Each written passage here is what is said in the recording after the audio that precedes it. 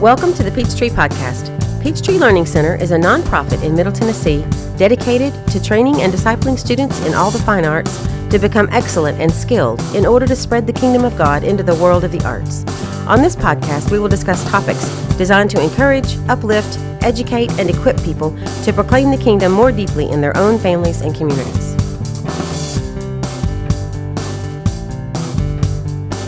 Okay, welcome back for episode 20-something of the Peachtree Podcast. And I'm here with some friends today. I wanted to start by mentioning that we had a fantastic weekend with our yard sale, and we're overwhelmed with donations of goods and clothing and books and games and puzzles and curriculum and all the things, and made a good bit of money that started a good seed for our building out expansion, and we're thoroughly exhausted and also thoroughly grateful for everyone who did anything from bringing us food to bringing us drinks to donating stuff to working. And big, huge thank yous go to the Pryor family and the Love family for the hundreds of hours they poured into picking up donations and sorting donations and sitting here all last week pricing donations and making it a very organized event. It was a huge undertaking. I don't think they had any idea when they started how big it was going to get, but they stuck it through to the end and were champions about it, and we were very grateful for them and also the other people that came and helped. And it was a great way to get our fundraising year kicked off. So we've got a little nest egg we're going to start working on and growing with the help of God and His direction, looking for provision in what it is He has for us to do here as we seek to expand, since He's brought us more people than we can fit in the building some days. So we're very grateful and also really looking for His leading in that. So thank you to everyone who helped with that. And we've also got a big group of campers going this morning. So it's been fun to watch them come and go as they study about horses. Lots of fun camps coming up the rest of the summer. We talked about those a couple weeks ago, so feel free to check out that episode. And go to our website and go to our feed. We've got continual information pouring out about all our camps and opportunities this summer. So if you live nearby and you want something fun to do that doesn't take up your whole day, we have lots of half-day camps that are small and purposeful and very fun. Go check those out. But today I'm here with two guests. We have a special topic. We're going to talk about the scariness of finishing homeschool. Like, what do you do now? You've got these kids, you've grown them up, you've tried to be intentional, and then, wait a minute, they're growing up, they're going to be adults, and they have to make a living, and how does that look? And this is so scary right now because they only read at such and such a level. But take heart, because there are several who have overcome this challenge, and I have two of them with me today, and they're fully formed, beautiful women of God, and I wanted to bring them in to talk about this specifically. So welcome to Rachel Henderson and Emma Buckler, both beautiful married young women of God, and I wanted to talk to them about their journey a little bit since homeschooling. So you both homeschooled. Rachel's one of quadruplets. Yes, and I have three siblings. All at the same time. Yes, and that was a really fun household growing up. I know, certainly. And then she's now a mother of three herself, and works part-time. So tell us a little bit about what you do now. Mm-hmm. So I'm actually just recently stopped working part-time, but I was working at my mom's herbal shop in Sparta and just really enjoy interacting with people, helping them. Sometimes they'll come in and just ask, hey, what do I do about psoriasis? What do I do about, this gut health condition? Or, they might name off a number of different things that I might be able to help them with, just pointing them in the right direction for different supplements and options for them health-wise. Obviously, I'm not an herbalist. My mom's the herbalist, but it's really fun being able to offer. And you grew up learning about that. Offer different options. Yeah. So I'm not doing that currently. Maybe eventually when I find childcare, I'll work a day a week. But right now I'm at home with the kids, homeschooling my oldest and raising rabbits. And have a garden. Gardening. I have a small plant business. Basically do more than I probably should. But there's lots of fun creative outlets there. Yes. And you're a very creative person. Yes. You have a lot of art in your background. Yeah. And you grew up listening to your mom talk about herbs and plants and how they can be useful medicinally and healthfully. And yes. So you learned under her just how that looks and what plants are good. Yeah. And I feel like she taught me not to be afraid to try new things, and failure isn't really failure. Right. If you try something and it doesn't work out the way you thought, then you've learned something. Right. Yeah.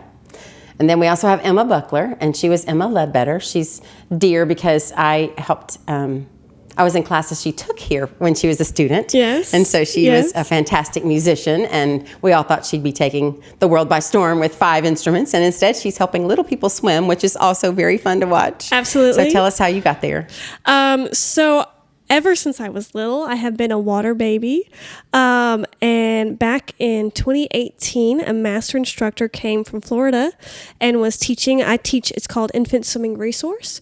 It is lessons for children 6 months and up to have self-rescue lessons. So they learn how to, no matter what way they enter the water, they're going to learn how to roll on their back and float until they get safety. They'll either swim themselves to safety or a parent will come and get them. I absolutely love it. It is my favorite thing to do. And currently I'm teaching about 40 kids a day. So Wow. It's great. I That's love so it. fun. It's so fun to see y'all grow up, because I knew Rachel when she was still in high school too, and I watched y'all. I knew both of you as very gifted and talented young women, but had no idea how like where you'd go with that. And part of the reason I wanted to bring this topic out is because at this time of year, I feel like a lot of people are looking ahead as homeschool parents and thinking, what in the world will my children do after they graduate high school? I've got to get them prepared. Maybe they need to go to high school because I can't teach calculus. And those are valid concerns. I understand where those come from because I've been there. But it was really important to me, and I know in your families too, to really press into the Lord in that time and help Him show you what giftings needed to be fed and what gifts needed to be stewarded, versus listening to the world's clamor about you have to go this path or that path. And you were just talking about that before we started, Rachel. What were you saying? So I graduated from high school. I had some college hours, but I never got a degree. I didn't feel called to any particular field. And so I felt like it was kind of a waste of my parents' resources for me to just go to college for the sake of going to college. And I feel like a lot of kids end up doing that. And then they end up in a field that they don't enjoy, or they didn't really know what they were getting themselves into. So the world tells us one thing. It says, this is right. You should want to do this because everybody else is doing this. But I guess for me, I've found that I can always go back to college if I want to later in life. Right. And I feel like definitely wasting that time when you feel like you don't have a calling.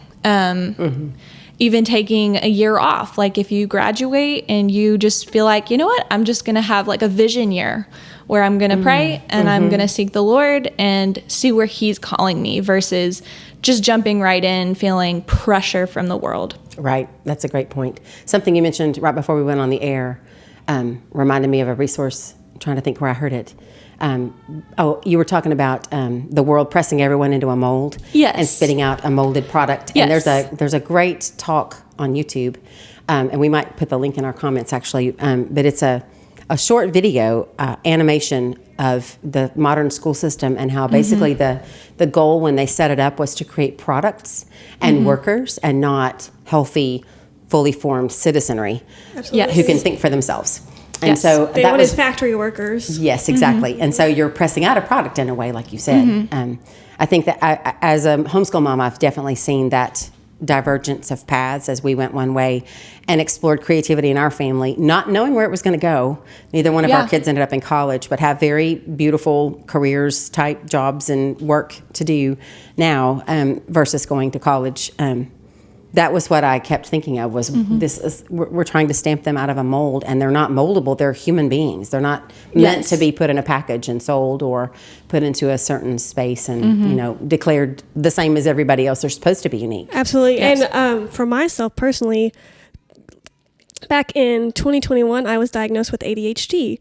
Well, if I went to public school, I probably would have gotten diagnosed a lot sooner. But if I were diagnosed a lot sooner, I would have been put on medication super fast, and I wouldn't have been able to be the person I am today. Right. So homeschooling for me really helped me be free, to be creative, to do what I needed to do. Play music on to 5 play instruments. music. Yeah. I remember as a child, like I would be doing my homework and I would cartwheel to my mom to give her my homework, and then I would cartwheel back to my desk. I could not do that at a public school at all. And so that's a great thing about being able to be homeschooled, you don't have those constrictions of you have to sit still for 8 hours a day. That's a lot for a child. It's a kind of an artificial construct. Yes. And I loved watching your family walk that out, because you had a brother who decided he was going to intentionally go into school Yes. and basically walk through high school as a missionary. He felt like it was a calling from God. Yes. And I do think he has that calling on certain people. Yeah. And your brother felt that and went and walked it out beautifully and has a fantastic degree now from college because he went that route. And Yes. it was great and has a great career and a beautiful Yes. family. And then your sister and you both said, or actually your sister said, no, I'm going to stay home the whole time and I'm going to just go to college after high school, which was also great. And then you had a third path. You went to high school. I went to high school as and well. And then you didn't go to college. Yeah. But the great thing about me going to high school is that I met my husband there. And Exactly. so now we have this beautiful relationship. Yeah. And it's great. Yeah. So each of you was able, I loved that your parents were forward thinking enough to let each of you do what you felt like God had placed in you to do, and in the circumstances you had to do what was called for. Absolutely. That was a really great thing to watch. Yeah. And so, that's very sweet. And then your siblings all had different paths, and your husband, Rachel, Yes. also Yeah. was homeschooled, but then ended up going to college and getting a degree, and has a very fantastic mind for what he does. Yep. He went through school and became a mechanical engineer. He even came very close to getting his master's degree through various circumstances. That wasn't possible because of the research program he was trying to work through. No fault of his own, unfortunately. But he also had chosen about 2 years ago to quit his engineering job to come home, and we basically split the workload for a couple years. And I worked, he was home with the kids, I was home with the kids. We farmed, raised rabbits, basically just kind of a hodgepodge of hippie farming living. That's beautiful. Way of life. Beautiful. It's really fun. It was really fun, but I just love the fact that he, for 2 years, was able to kind of diverge from, probably what he was taught in college. And we made it work, despite, how crazy it sounds. But I think being homeschooled allowed him to have the space in his brain to be able to think outside the box and choose something other than a career for a few years. And put his family first in that space and say, this is what I think God asking me to do. And so he didn't quit his job just for fun. He was feeling like he needed to be called out of that space and did that and stepped away and it was has successfully gone back, which is beautiful. Yep. But you're right. He had kind of that freedom of thought.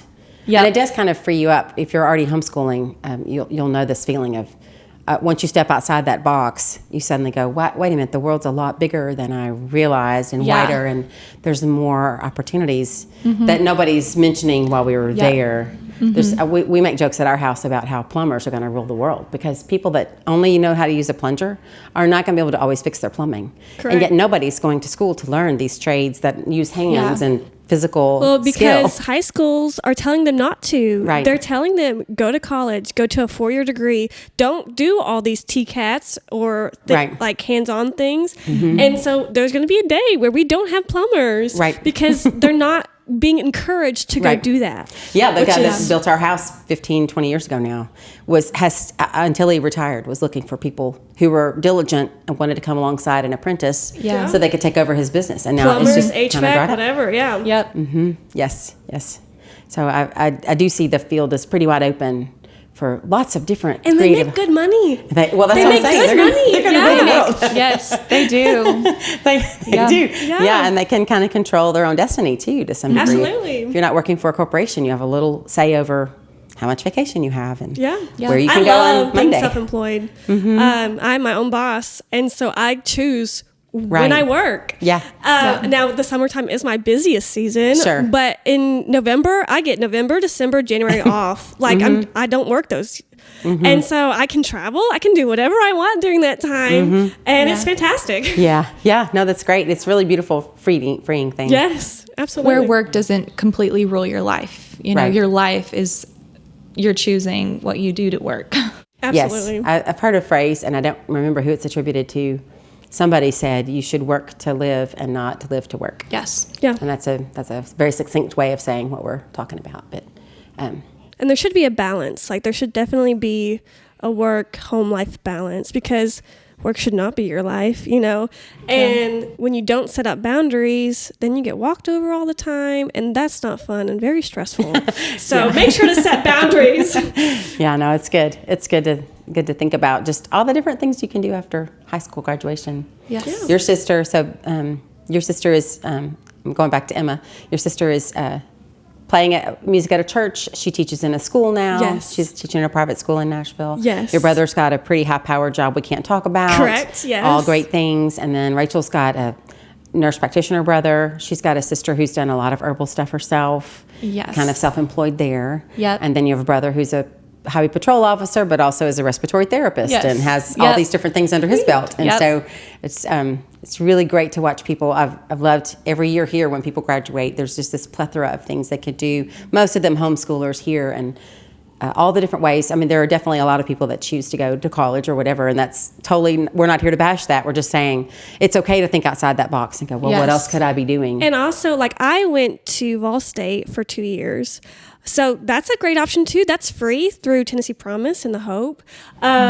So if you graduate and fill out all the things that you need to do, you can, if you don't know what you want to do, but you kind of want to go to college, but you don't want to pay for a 4-year college, Yeah. start out at a community college near you. and be free. And you can do all your gen eds and get that over with. And if you want to continue, you're more than welcome to. But if you can. don't, I didn't.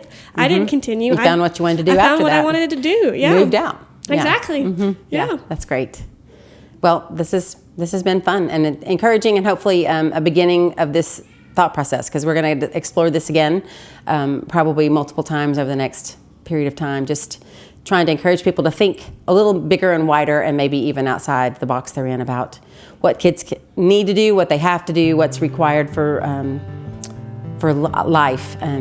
One phrase that I keep quoting is, it's not our job as parents to make sure our kids all have 401ks and secure retirement. That's not what God's called us to do. He's called us to equip you to think and to love Him. And He's, promised that He's not going to let you fall down or starve. And if you ask Him for bread, He's not going to give you a stone. I mean, He's going to take care of you. So I know that honoring Him with your life means He's going to honor you back. So that's been a theme at our house, and we've loved seeing how God works those things together. And I love watching y'all do this too. So thank you for coming in and sharing your day today. Thank you for thank having you for me. having talking. us. Yeah, it's great to talk to you. And thanks again for tuning in today. And we'll be talking again next week. I hope everyone has a very blessed week. Thank you so much for joining us today. To support this podcast, please go follow us on your podcast platform of choice. And if you're interested in knowing more about the work of Peachtree, please go visit our website at peachtreelearningcenter.com for more information.